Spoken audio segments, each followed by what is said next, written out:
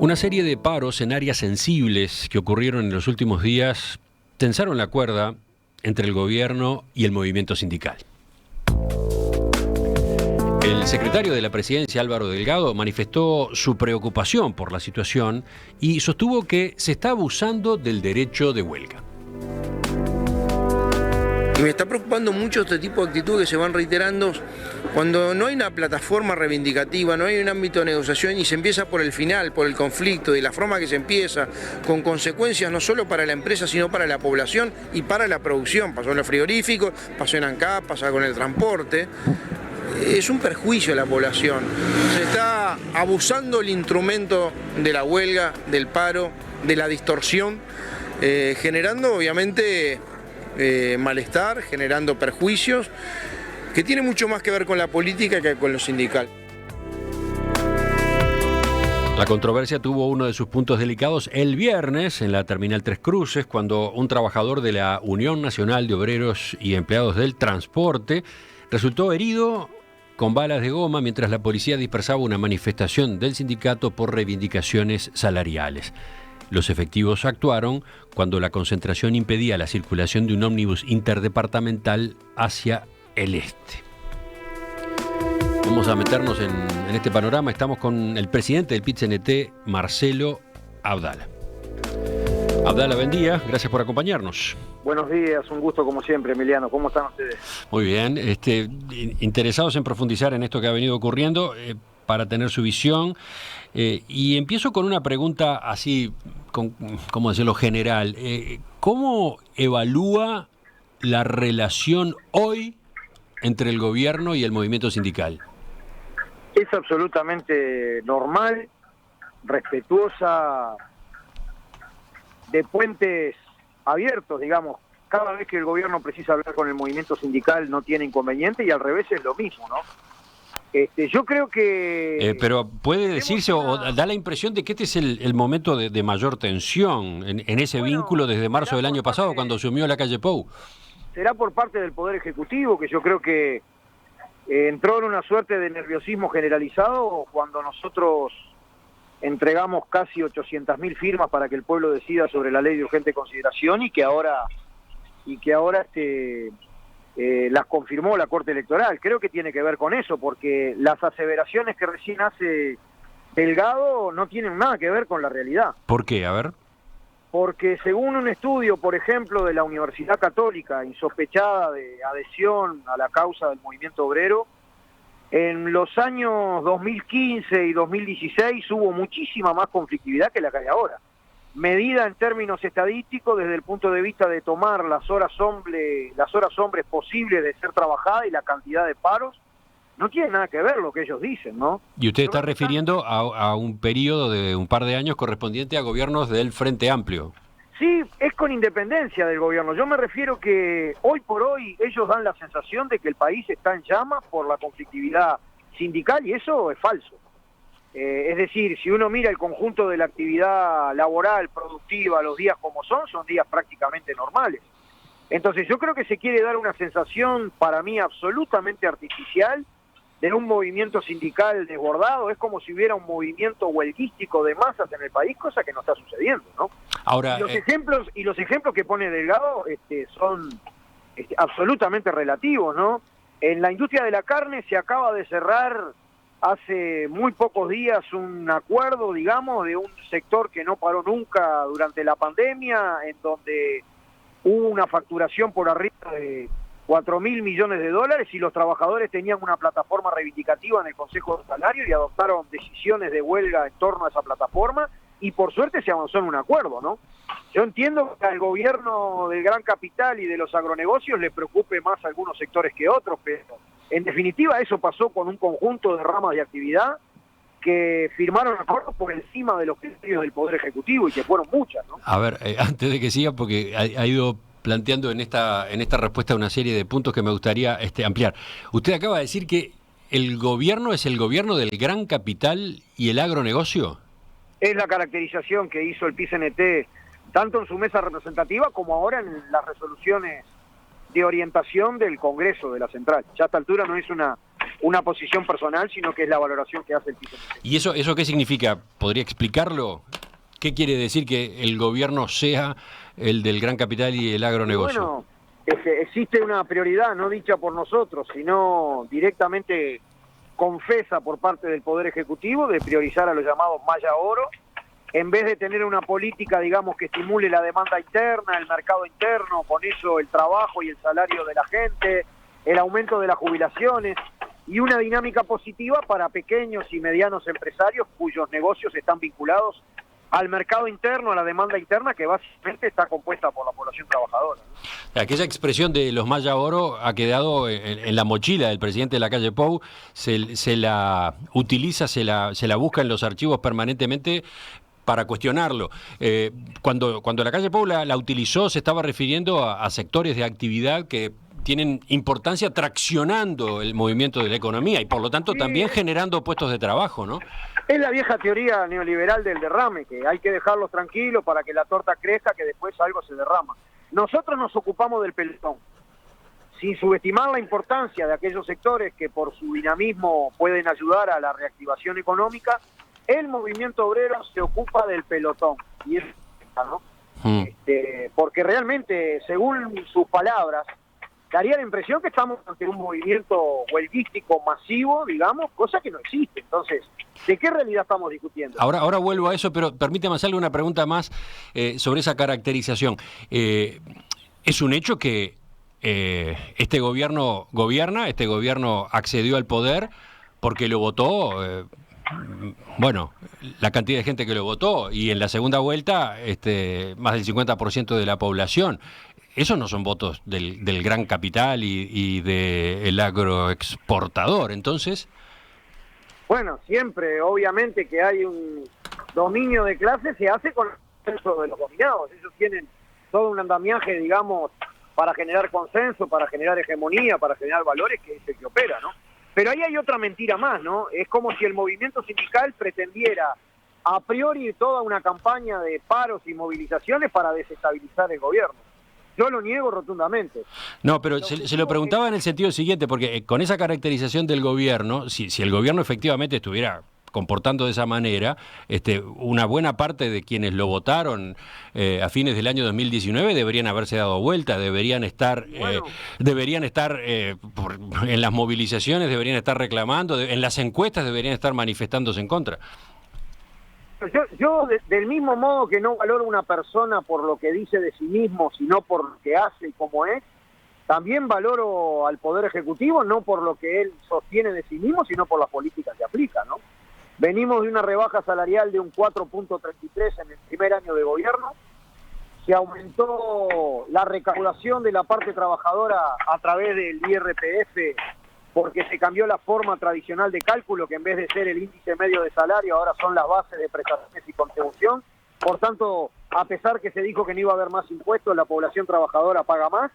Hubo una negativa para nosotros absolutamente sintomática a la propuesta central de la Intersocial, del Movimiento Popular, que fue el ingreso básico de emergencia para los sectores que cayeron por debajo de la pobreza en función de la pandemia y su impacto económico, por priorizar cuestiones de carácter fiscal, cuando en definitiva en todo el planeta se aplicaron políticas contracíclicas del Estado en la pandemia. Eso habla de la diferencia concreta que nosotros tenemos con la línea económico-social del gobierno. Ahora, tú me preguntabas por la relación, no obstante ello, porque hay intereses, posturas, propuestas, la relación es absolutamente normal. Es decir, acá no estamos nosotros en un país en llamas por responsabilidad del movimiento sindical, ni en un proceso que sería legítimo, digamos, pero no es lo que se está dando, de huelgas de masas, digamos, generalizadas para mejorar la vida de los trabajadores, ¿no? Bueno, venimos priorizando el trabajo de calidad para todo el mundo, venimos tratando de salir bien de los consejos de salario, obviamente que actuamos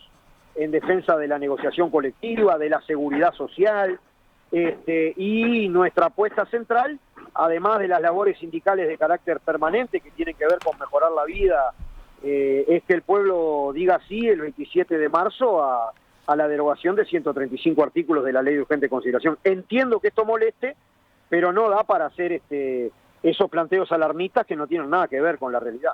Usted, cuando contestaba las primeras preguntas, citaba datos del índice de conflictividad que elabora la Universidad Católica y señalaba 2015, 2016, los valores eran mucho más altos. Pero ¿no será que lo que está cuestionando el gobierno no va por el lado cuantitativo, sino por lo cuantitativo, es decir, por el tipo de medidas que se han aplicado en algunos sectores sensibles, ejemplo, transporte, puertos, banca pública y sobre todo el caso quizás más crítico, la propia refinería de La Teja? Sí, yo en eso soy, digamos, por eso cuestiono que se esté dando una sensación de un país en llamas, pero soy respetuoso de que, más allá de que según la Organización Internacional del Trabajo, el movimiento sindical debe ser autónomo en cómo adopta sus decisiones, autárquico en cómo se organiza, siempre que se cumpla, digamos, con la normativa vigente. En eso yo soy respetuoso de las acciones que adoptan los distintos gremios, porque aquí no está comprometida la central como tal, sino la autonomía de cada filial. Puedan haber distintas opiniones, pero igual así todo, me parece que hay un planteo intencionado, digamos, de poner en la picota pública al movimiento sindical. Y creo que la razón no es la conflictividad real que pueda existir, sino el problema es que el Poder Ejecutivo está muy molesto con la cuestión de una cosa heroica que hizo el pueblo uruguayo, que fue en medio de una pandemia, con todas las dificultades de movilizarse, con todas las contraindicaciones que tenía este emprendimiento al principio, haber llegado a por encima del 25% del padrón electoral para que el pueblo decida ahora el 27 de marzo, ¿no? Esa es la interpretación que ustedes hacen, que hay un discurso antisindical en el gobierno, en el oficialismo, como forma de enfrentar la movida por el referéndum, por la derogación de 135 artículos de la LUC. Yo te diría además que ese planteo alarmista es especialmente funcional no quiero poner en la misma bolsa a todo el Poder Ejecutivo, pero especialmente es funcional a los planteos más de extrema derecha que hay adentro del propio Poder Ejecutivo. No beneficia al movimiento obrero y popular, sino que es un planteo que es funcional a ubicaciones reaccionarias que hay en Uruguay, ¿no? Es decir, lo que no logró la dictadura fascista, ahora la quieren impulsar a algunos proyectos, por ejemplo, de cabildo abierto, que tienen que ver directamente con la reglamentación sindical y directamente con posiciones que han sido condenadas históricamente por la propia Organización Internacional del Trabajo. Y te lo dice una persona que es hincha número 1 de la personería jurídica para el PICNT, ¿no?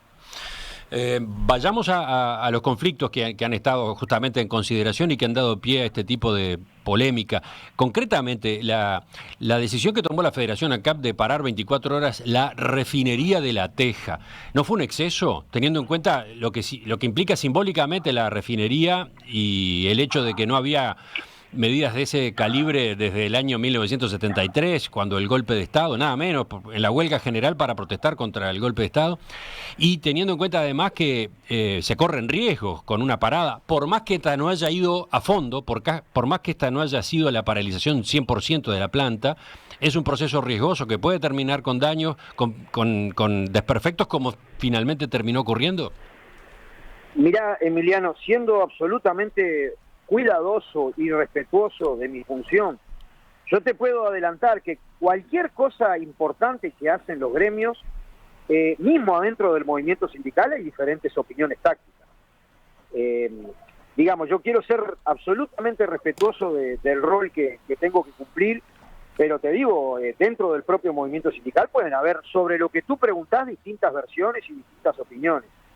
A mí lo que me llama poderosamente la atención es que la Federación ANCAP le planteó al directorio de ANCAP, bueno, señores, para evitar un impacto mayor del paro general, ¿por qué no prolongamos por algunos días el convenio marco que tiene previsto para un caso de paro en la refinería una guardia bastante más amplia que la que finalmente se dejó? ¿Y vos sabés cuál fue la respuesta del directorio? No, señores, nosotros no prolongamos ni un minuto más el convenio, si quieren parar, paren, hagan lo que quieran.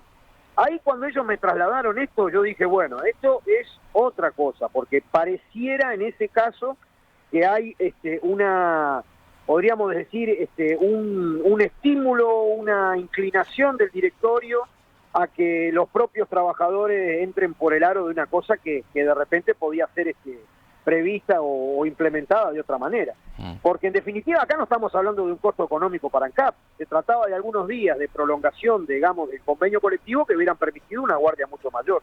Y la segunda cuestión, las condiciones técnicas de la guardia de seguridad que los trabajadores de ANCAP dejaron fueron pactadas directamente entre el directorio y la Federación ANCAP. Entonces yo te pregunto esto, si tú haces las veces de empleador y tú tenés que negociar conmigo la implementación de un paro que puede tener algunos problemas, si yo, sindicato, te pongo a disposición, bueno, tú decís de qué manera nosotros tenemos una labor mínima, inclusive dentro del paro, que garantice la seguridad de la refinería. Si tú no planteás alguna cosa, bueno, tú por lo menos también sos responsable del problema, ¿no? Porque la guardia que se dejó fue pactada, está escrita, hay un acta. Entonces, lo de al principio. Sí, está bien. Esto es muy discutible, ¿no? Yo he escuchado opiniones interesantes que señalan, no se entiende cómo el gobierno o cómo ANCAP mismo permitió que se llegara a la paralización de la refinería. Debió haberlo impedido, había mucho en riesgo, había mucho en peligro. Pero también del otro lado se pudo haber dicho, sí, está bien, no entendemos el comportamiento del directorio de ANCAP, no se explica por qué no aceptan prolongar el convenio unos días más, pero parar la refinería no llegamos a eso, no nos exponemos, nos detenemos un paso antes, ¿no? Te repito, digamos, inclusive en las filas del movimiento sindical, sobre ese aspecto que tú planteás, hay distintas opiniones. Yo tengo una opinión, no quiero establecerla públicamente antes de desarrollar la conversación en los propios organismos de la central, pero yo tengo opiniones al respecto de eso, me parece un razonamiento absolutamente plausible el que tú estás haciendo. Que no se debió haber llegado a la paralización. Si yo, sindicato, te pongo a disposición del cómo se organiza la guardia y tú no planteás otros elementos, bueno, por lo menos la hipótesis básica es, bueno, acá no se estigmatiza a la organización, sino que ambas partes tuvieron mal en la guardia que calcularon, ¿no? Uh-huh. Las dos partes estuvieron mal. Y, por ejemplo, porque si vamos a conversar una guardia de común acuerdo con participación del directorio y después esa guardia no cubrió realmente la necesidad, la hipótesis básica es que la guardia no estuvo bien armada. Uh-huh. Y ahí el directorio tuvo todas las condiciones de plantear sus requerimientos, ¿no? Bueno, esa es una de las situaciones que ha estado arriba de la mesa y evidentemente marca esta relación, ¿cómo decirlo?, que se ha tensionado en los últimos días. Pero después están de por medio, y con esto ya vamos cerrando, están de por medio paros que tienen impacto negativo directamente en la gente, ¿no? Paros que hasta podría considerarse impopulares. Por ejemplo, los del transporte, definidos para el próximo viernes y para el 23 de diciembre, nada menos, o sea, unas horas antes de la Nochebuena. ¿Cómo observa esta otra línea de protestas? Bueno, lo primero que le planteamos ayer al Ministerio del Interior, al propio ministro, es que a nosotros nos parecía que, digamos, la fuerza policial se había pasado de la raya. No, pero antes de eso, el hecho de que se estén planteando conflictos que perjudican, digamos, a la población, el que usa el transporte colectivo no es el Maya Oro. Digamos que un conflicto en un servicio básico a la población genera más perjuicio y tiene más visibilidad que de repente un conflicto en una industria que solamente se perjudica la parte directamente involucrada, ¿no? Pero la diferencia en el transporte interdepartamental tiene años.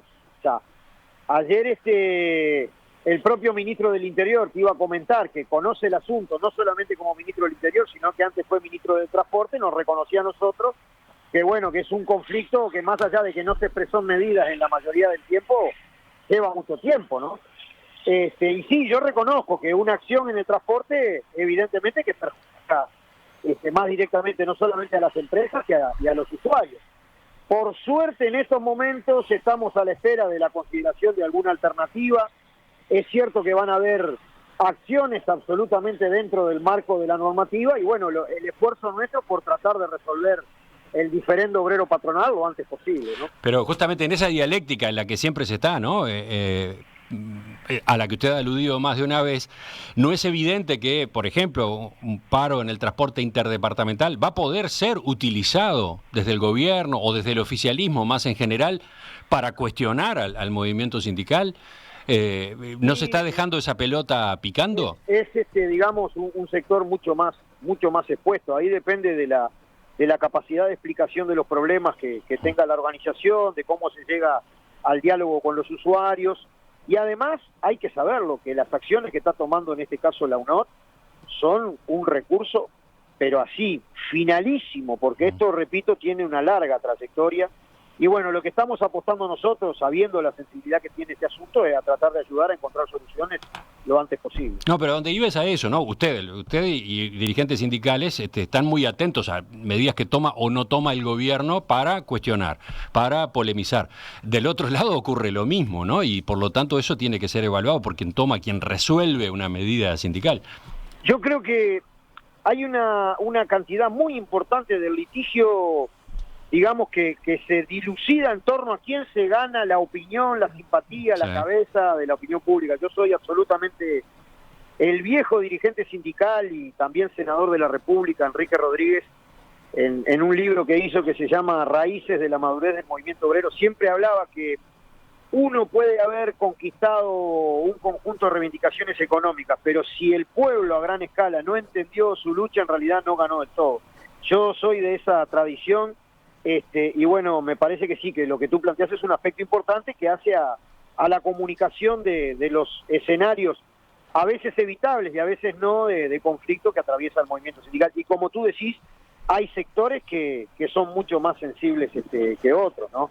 Hay una acción importante en la industria metalúrgica y bueno, y eso queda entre trabajadores y empresarios, pero salvo indirectamente, el resto de la población no se afecta. Ahora, cuando tú afectas un servicio básico que se utiliza día a día, que es importante para trabajar, inclusive para movilizarse, obviamente que tiene un impacto mayor. Sí, claro. Se lo digo porque efectivamente, por ejemplo, está de por medio el referéndum, ¿no? Y con vistas al referéndum, las dos partes marcan posiciones, las dos partes están en campaña. Entonces, supongo que del lado sindical convendría tomar en cuenta qué pasos se dan para no regalar argumentos al otro. Usted dice, hay un discurso antisindical. Bueno, es que la otra parte está en esta misma campaña y horadar, entre comillas, la popularidad de los sindicatos, etcétera, forma parte del manejo de la campaña y del posicionamiento, ¿no? Sí, pero ahí también estás marcando tú una diferencia significativa, importante. El movimiento sindical, como lucha por el trabajo, por la vida, por el salario de los más, no puede detener su actividad. En cambio, el gobierno tiene frenado una serie de proyectos porque los considera inconvenientes a la hora del referéndum. El proyecto de seguridad social que aumenta la edad de jubilarse al barrer, rebaja las jubilaciones y generaliza las AFAP. El proyecto de cómo se va a resolver la cuestión de los trabajadores en función pública cuando están enfermos.